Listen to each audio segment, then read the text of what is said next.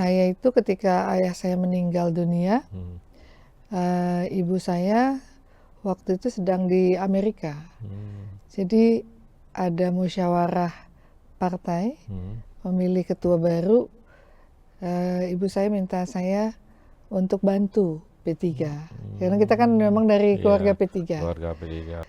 Terus saya minta izin sama suami saya, kata suami saya, ya memang penting juga kita melanjutkan silaturahmi orang tua. Niatnya menyambung silaturahim yang jangan terputus gitu kan, karena tugas anak kan juga menyambung silaturahmi orang tuanya. Bismillahirrahmanirrahim. Assalamualaikum warahmatullahi wabarakatuh. Saudara-saudara, terima kasih telah bergabung bersama kami dalam program wawancara eksklusif Gebrakan Sang Pemimpin. Kali ini kita kedatangan tamu istimewa yaitu Wali Kota Banda Aceh, Ibu Iliza Sa'adin Jamal, dan kita akan berbincang-bincang sebentar lagi dalam tema membangun Banda Aceh Wangi Penuh Kreasi. Nah, Ibu Iliza ini adalah perempuan pertama yang menjadi pemimpin tertinggi di Kota Banda Aceh, Bu ya. Insya Allah kita akan bincang-bincang bagaimana sih arah pembangunannya, wangi penuh kreasi itu gimana maksudnya itu, Bu ya. Nah, beliau ini mulai merintis politiknya juga sudah cukup lama, ya. Bunda telah puluhan tahun berkiprah di politik, tidak sekedar membangun infrastruktur tapi juga membangun semangat bahwa Banda Aceh tak hanya harus teratur dan bersih tapi juga wangi penuh kreasi.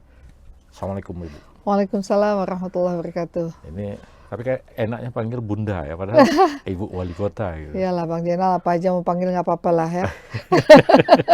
Terima kasih Bunda ya telah meluangkan waktu memenuhi ini, padat betul ya Bunda ya. Ya memang ya tugas kita memang berat dan padat kan.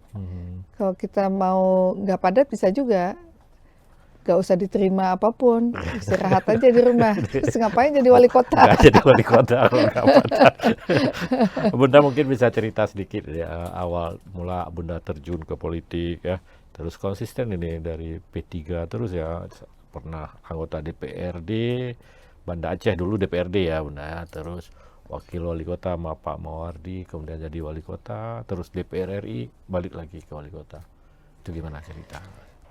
Ya, yang pertama memang Assalamualaikum warahmatullahi wabarakatuh. Waalaikumsalam warahmatullahi wabarakatuh. Syadaralun Bamandum. Ya. Itu ya. Iya, Syadaralun ya. Ya, insya Allah mudah-mudahan pertemuan ini membawa juga keberkahan dari Allah bersama Serambi TV, Serambi News ya, Bang Jenal ya. Jadi memang saya itu sejak kecil dibesarkan di keluarga politik. Ya.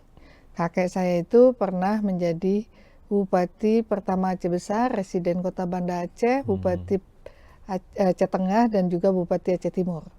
Nama? Zaini Bakri. Zaini Bakri. Jadi kakek Zaini Bakri. Kemudian juga ayah saya juga pernah menjadi salah satu pimpinan di DPR Aceh. Sampai ketika almarhum meninggalkan kita itu, beliau masih anggota MPR RI. Ibu saya juga pernah menjadi anggota DPR Kota Banda Aceh dan kemudian provinsi. Dan saya itu ketika ayah saya meninggal dunia, ibu saya waktu itu sedang di Amerika. Jadi ada musyawarah partai, memilih ketua baru. Ibu saya minta saya untuk bantu P3. Karena kita kan memang dari keluarga P3. Keluarga P3. Biasalah orang P3 ini kan duitnya nggak banyak. Jadi kalau mau ada acara itu ya keluarga-keluarga ikut bantu. Gimana mempersiapkan dulu tuh, bawa kursi dari rumah, bawa karpet, bunga-bunga, pot-pot, taruh untuk panggung segala. Ya saya bawa itu, saya anterin. Nah saya menjalankan itu. Kemudian kan saya udah menikah. Nah ketika udah menikah itu saya minta izin sama suami saya, kemudian diundang juga ikut hadir di musyawarah itu.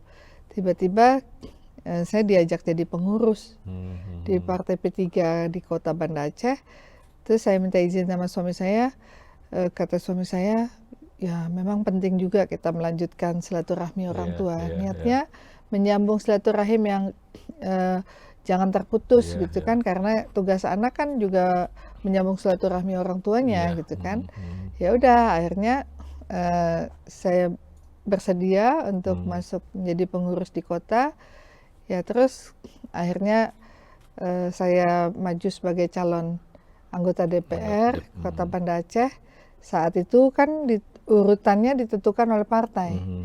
Nah awal saya ditentukan nomor 1, tapi ada almarhum Pak Diah waktu itu datang ke rumah malam-malam. Beliau bilang, kalau memang Asolo lah di Meraksa, karena saya Meraksa dulu majunya, ya pasti saya lah gitu. Karena kakek saya kan tinggal di Lambung, keluarga juga dari Meraksa, di daerah Gelumpang dan sebagainya.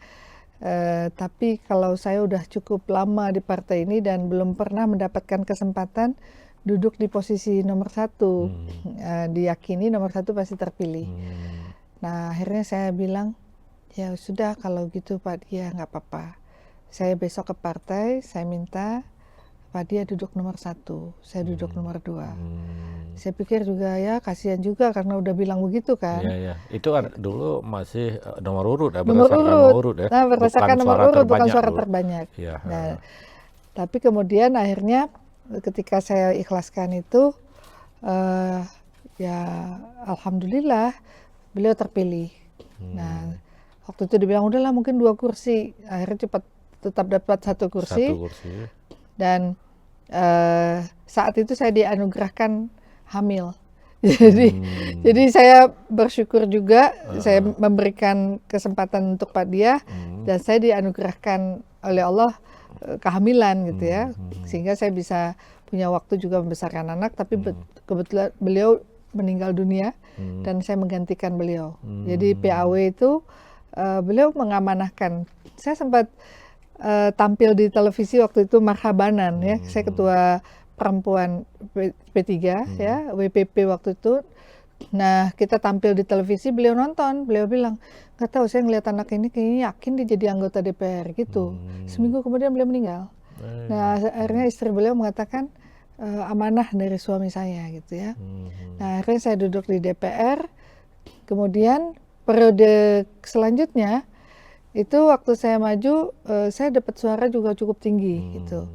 Nah tapi di dalam perjalanan yang periode kedua itu saya yang mem-PAW-kan. Jadi awal saya duduk itu karena PAW-nya Pak Diah. Waktu saya duduk periode kedua saya mem-PAW-kan kepada almarhum Bang Mukhlis karena menjadi calon wakil wali kota. Jadi sama almarhum Pak Mawardi. Alhamdulillah juga kemudian terpilih. Kemudian lanjut lagi bersama Pak Mawardi. Kemudian saya melanjutkan beliau karena beliau meninggal dunia.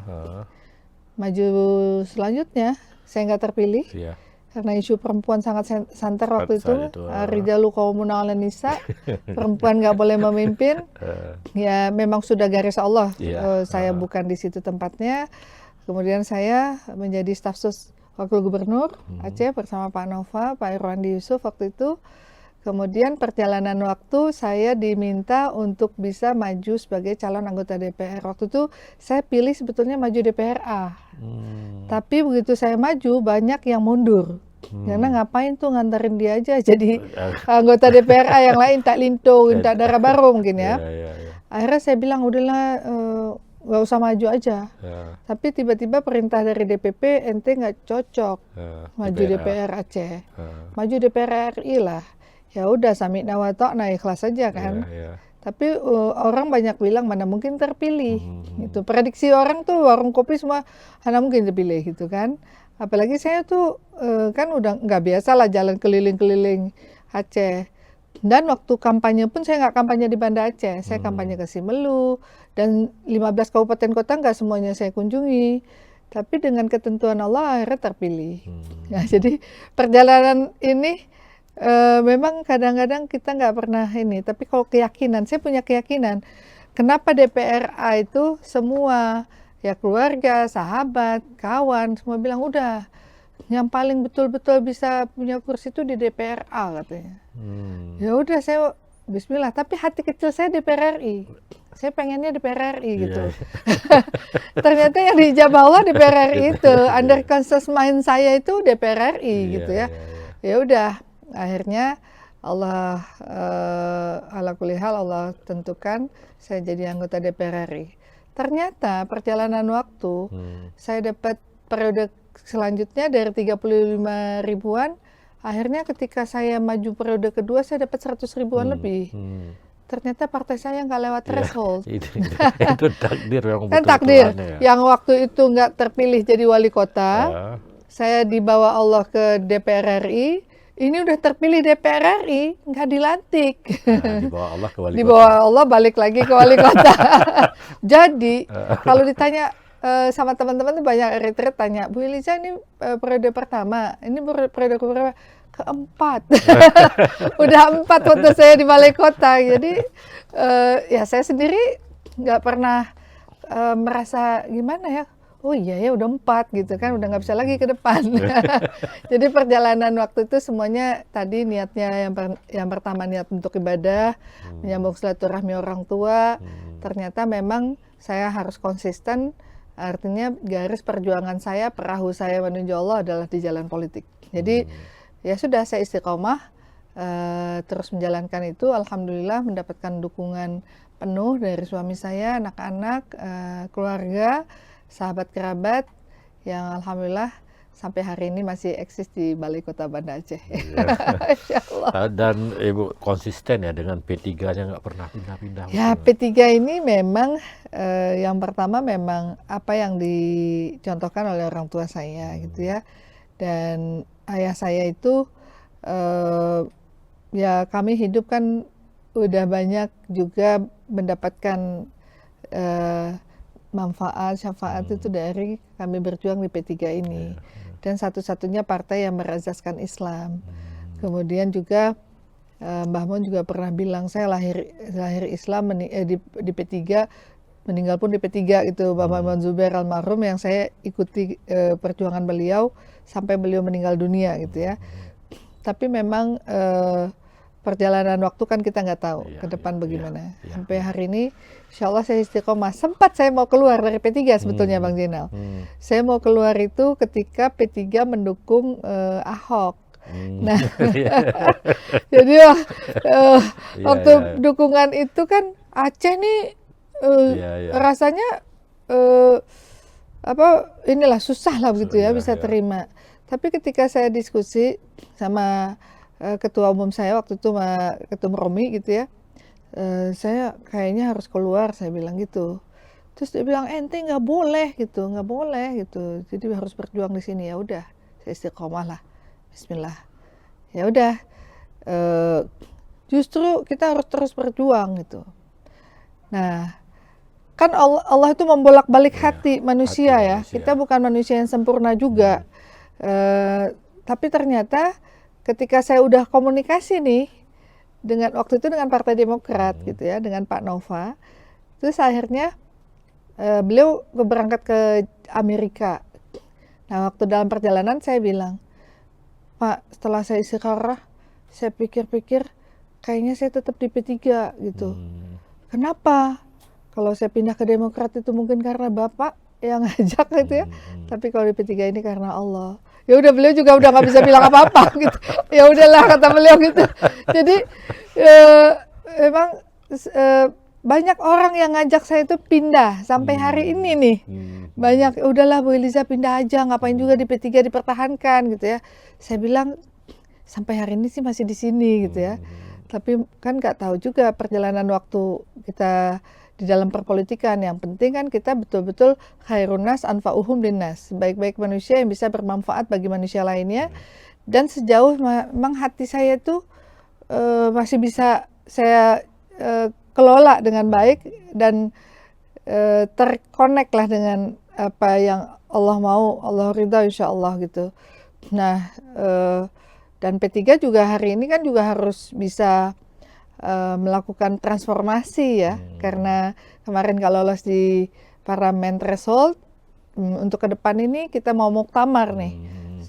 Muktamar, saya juga pengurus DPP, kita masuk di SC di dalam kepanitiaan muktamar ini, ya kita lihatlah P3 ke depan gimana. Luar biasa jadi inspirasi dari Bunda Eliza. Download Tribun X sekarang, menghadirkan lokal menjadi Indonesia.